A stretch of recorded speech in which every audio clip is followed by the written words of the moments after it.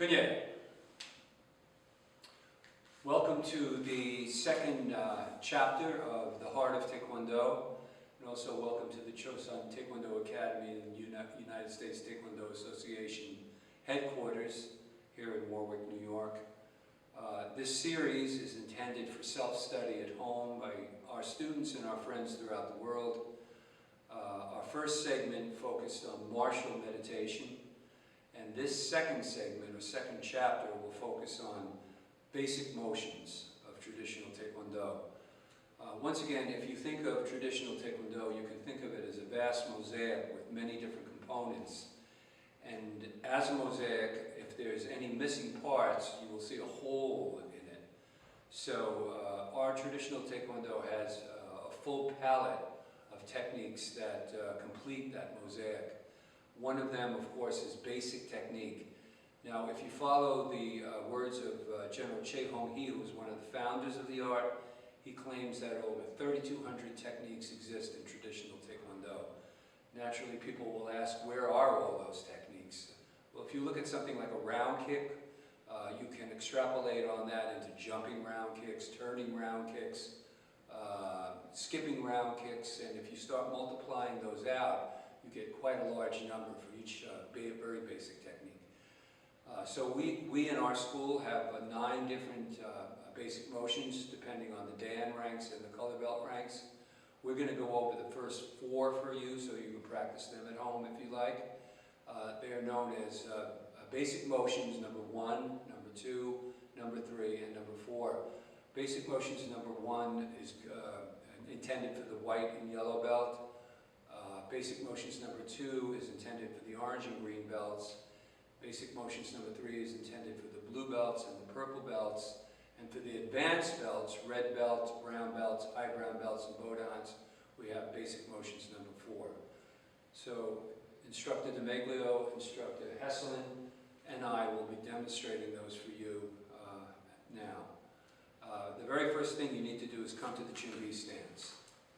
And as you know, Chumbi stance comes off of a tension stance. We bow, the hands in tight fists come to the chest, and we in traditional Taekwondo push straight down to show strength. Today in modern Taekwondo, the hands come up slowly, the fists are clenched, and the hands come down slowly. This is the way it's done in Korea today. We adhere to a traditional approach taught by my teacher, Grandmaster Richard Chun, who passed away a couple of years ago, unfortunately. But that is his legacy, and that's what we carry on. So once again, Churya, Kunye, Chumbi, horse step, Sha! Basic motions number 1. Hana, Sha, Do, Sha, Set, Sha, Net, Sha, Dasu, Yasu, Ilgo, Yagi, Hana, 2, Set, Net, Dasu, Yasu, Ilgo, Yagi. And back to the Churya. Churya! Kunye. Sir. Basic motions number 1 is comprised of the horse stance, Jichum Sugi. Horse stance is established by taking one foot, putting it on the inside of the other foot, marking where the big toe is. And then taking the heel and put it where the big toe is, and then marking where the big toe is again, turning the feet forward, and then sitting. Sitting, not leaning back or forward, sitting. This is your Jichum Sugi, or horse stance. The hands come back to the hip. First motion in traditional Taekwondo, basic motions number 1 is the low block, or Arimaki. So we cross the hands, this is called chambering, and we end up over the knee, one splay hand. Same thing on the other side, teaching right and left side. Then the hands cross in front of the chest. Middle block, Montomaki, palm facing outward, again over the knee. Same thing on the other side. High block, Ogulmaki, palm is facing up, palm is facing down. Turn the shoulder in slightly to chamber, and then roll the hand up. Now you'll notice the arm is 45 degrees, and that's meant to deflect any blow that it may come in contact with. It's one splay hand away from the head so you don't knock yourself out. And if you'll notice, My wrist is right in line with my nose, palm facing out. Same thing on the other side. Then we end it with a middle strike that's aimed for the solar plexus, and a middle strike aimed for the solar plexus. And then we come back to the chumbi. So that's basic motions number 1. Common to all these basic motions is the use of the hips, the chambering, the ki-up to express power. That's your spirit yell. And Grandmaster Chan always used to recommend ya! It's Y-A-A-A, ya! For your ki-ups.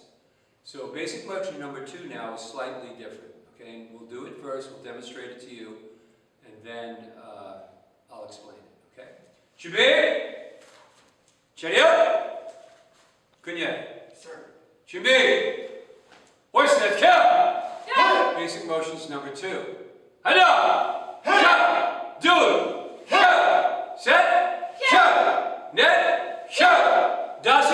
샷! 여섯! 샷! 일곱! 샷! 여덟! 샷! 하나! 샷! 둘! 샷! 셋! 샷! 넷! 샷! 다섯! 샷! 여섯! 샷! 일곱! 샷! 여덟! Back to the chumbi. 차렷! 그녀. Standard chumbi. Basic motions number 2, sonal. Sonal revolves around knife hand. When you make your knife hand, there's different ways of doing this. Each teacher has their own style. Grandmaster Chung taught it this way. This is the way I teach it. The wrist needs to be straight. His saying was, if the wrist is bent, like a sword, the sword will break. So this needs to be straight. Thumb is tucked in, just bending at the first joint. Fingers are slightly arched to drop the energy to the knife hand, to the side of the knife hand, rather than a ski slope, letting the energy shoot out. So you have this arching of the fingers, the tucking away of the thumb, and the straight wrist. That's your knife hand. And you're striking with the outer edge of the hand. That's the striking area, right? And the last 2 strikes are what we call batansan chilgi. Batansan chilgi, palm heel strikes. And that's striking with the heel of the palm. Body has 4 heels, 2 on the feet, 2 on the hands. This is a very, very effective strike.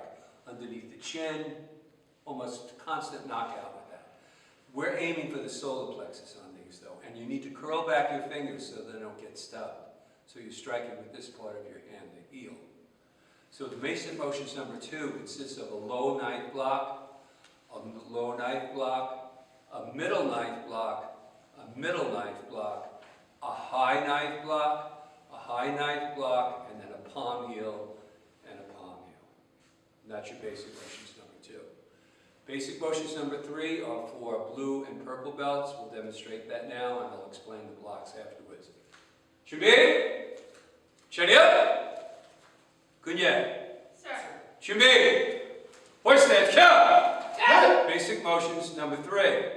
하나! 샷! 둘! 샷! 셋! 샷! 넷! 샷! 다섯! 샷! 여섯! 샷! 일곱! 샷! 여덟! 샷! 하나! 샷! 둘! 샷! 셋! 샷! 넷! 샷! 다섯! 샷! 여섯! 샷! 일곱! 샷! 여덟! 샷! 준비!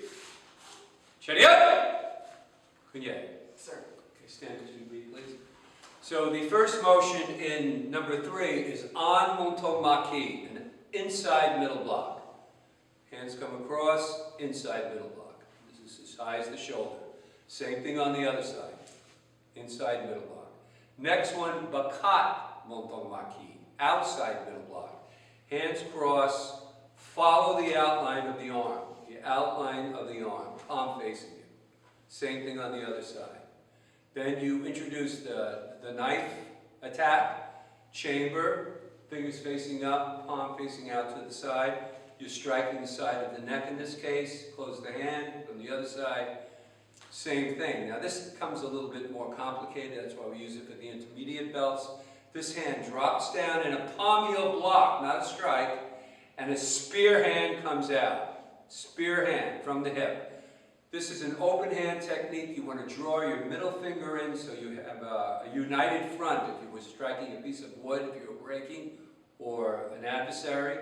Then that hand flips down and the other one comes out. So you have An Montong Maki, An Montong Maki, Bakat Montong Maki, Bakat Montong Maki, Sonal Chilgi, Piansum Kud, and Piansum Kud. Basic motions number 3. Basic motions number 4. 준비! 차렷! Kunye. Sir. 준비! Voice set, count! Basic motions number 4. 하나! 둘! 셋! 넷! 다섯! 여섯! 일곱! 여덟! 하나! 둘! 셋! 넷! 다섯! 여섯! 일곱! 여덟! And step back to the 준비. 차렷! Kunye. Sir. 준비. Now this one, as you can see, is a bit more complicated. We use this for our advanced belts, red, brown, high brown, and Bodan, before they graduate to black belt, or they, I don't really like to use that word, graduate, promote to black belt. So, they're sitting in their horse stance. First motion is Sonal Montong Maki. That's a knife hand block with a protector to the stomach. So the hands are chambered here, and they come across. This needs to be bent. Same thing on the other side. Neru Dong Jumak. This is a downward back fist with an assist here to protect the elbow. Same thing on the other side. Downward back fist. Next one is a low X block. Atkolo Maki. Ari Atkolo Maki. As if you're chambering, you chamber by as if you were grabbing a staff or a broom handle and then thrust straight down, stopping a kick, for instance. The important thing on Aikaro Maki, or the X block, is that the knuckles are facing each other, not the edges of the hands. This is the weakest part of the hand. If you strike here, you can get something called boxer's fracture. We in Taekwondo, traditional Taekwondo, condition our first 2 knuckles and this little square around it. That's our primary striking tool. So if you were to stop a kick or a punch there, chances are you would first cause them great pain, causing their ki to flicker, and then you would be in charge of the situation. As Grandmaster John Pellegrini likes to say, disrupting their plan. If someone's trying to attack you, they generally have a plan. If you can stop that plan by disrupting it, then you're in charge. So the first is the low X block, hands come back, high X block, stopping a punch, high punch, and then the hands come to what we call a mountain block, Sundar Maki, and the wrists are in line with the ears. And then last, Jepipu Mak Chigi. This is a high knife block and a neck attack at the same time. Chamber is here, and then breast height, and you swing into it, right? Swing into it.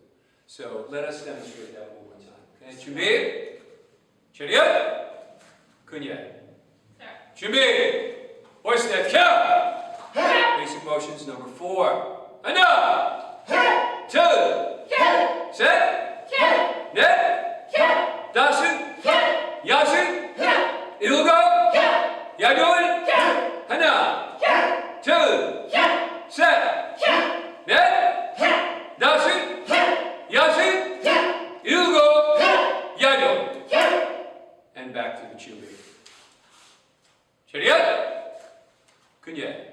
준비. Basic motions are like the words in a sentence. You can think of Taekwondo in that sense. And then the sentences go into paragraphs, which you can think about as forms or sparring drills, right? But you need to know each individual technique, and they must be perfected. The better the tool, the sharper the tool, the better the job. Our job as martial arts instructors are to teach our students efficient self-defense, meaning that they use as little energy as possible, to as brutal as it sounds, to inflict as much injury as possible to their attacker. So we must have sharp tools to work with. And by doing our basic motions, we're working on those particular tools. So I hope you found this segment of The Heart of Taekwondo helpful.